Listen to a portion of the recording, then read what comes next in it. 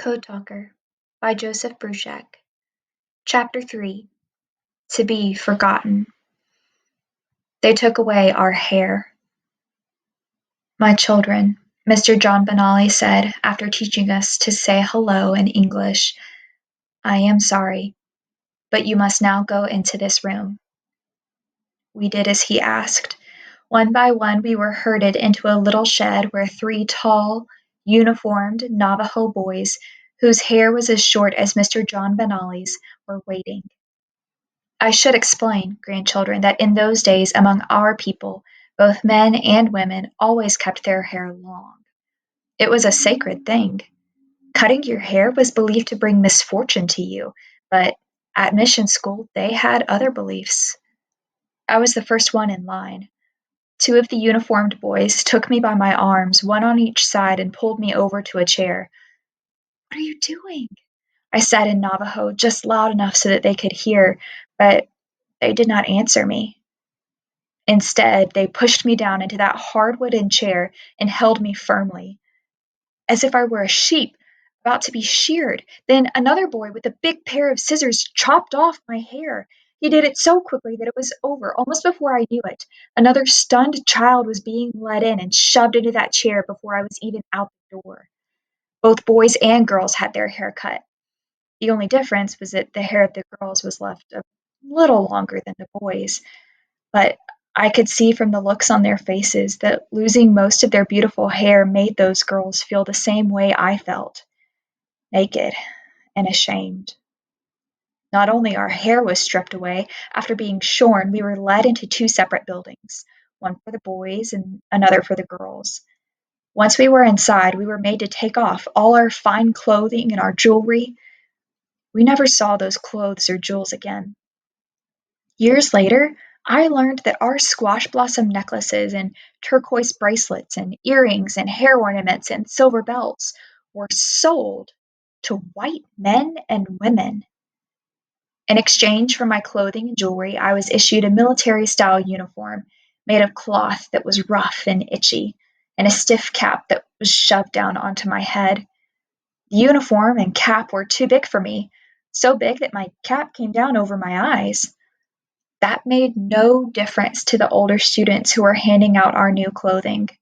Once I was dressed, I was pushed out into the schoolyard. There, we new students were formed into a line and made to stand at attention, with the boys on one side of the yard and the girls, who were now wearing long brown dresses, aprons, and head coverings, on the other. It was so strange. Where only a few moments before there had been a colorful crowd of Navajo children, each one different from the other, now we all looked just the same in our drab uniforms. The only difference between us boys was our size. Of course, I was the smallest one. I remember thinking that they had removed from us everything that we owned. But I was wrong. There was still one more thing to be taken. We were led one by one to stand at a desk in front of a skinny white man with yellow hair who was sitting at a desk. A white board with curved black marks on it was propped up on that desk.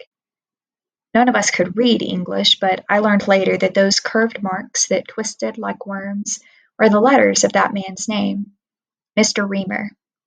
I also learned later that he always did the job he was about to do with us new students, because he had convinced himself that he understood our language. Mr. John Benally stood close to help with the translating as Mr. Reamer asked each child the name of his or her father. That translation would help decide each student's new last name in English. For example, one of the boys in our group he said was the son of Lili Dalbahi, one who has roan horses. He became John Roanhorse. Mr. Reamer seemed very fond of the name John and gave it to lots of boys. Also, if he didn't like the way someone's last name sounded in English when it was translated from Navajo, he would just choose another last name and give it to that boy or girl. We did not know it at the time, but some of the last names we got were the names of famous dead white men, Washington, Lincoln, Jefferson, and so on. That was shocking to me when I discovered it later. Among our people, No one is ever deliberately given the name of someone who has died. When it came to my turn, I stood at attention in front of the desk. The skinny, yellow-haired white man said something to me.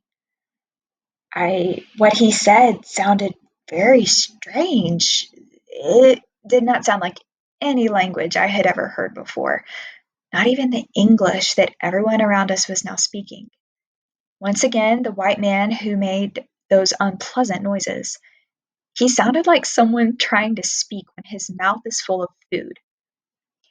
He thinks he's speaking Navajo, Mr. John Benali whispered into my ear. He is trying to ask you the name of your father. Daghat Bahi Biye, I said. I am the son of the one with the gray mustache. Huh, said Mr. Reamer as he wrote something down on his paper. Another Begay. Because that white teacher could not really understand our language, he did not realize that BA in Navajo just means son of. So he made BA my last name, although he wrote it as he heard it, Begay.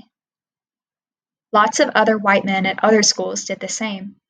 That is why we have so many Navajo families like our own with the last name of Begay. But at least I was not named John. By the time the skinny white man got to me, he had already made more than 20 other boys John, and he was tired of writing that name. So I was given the same first name as that teacher's dead uncle, Ned.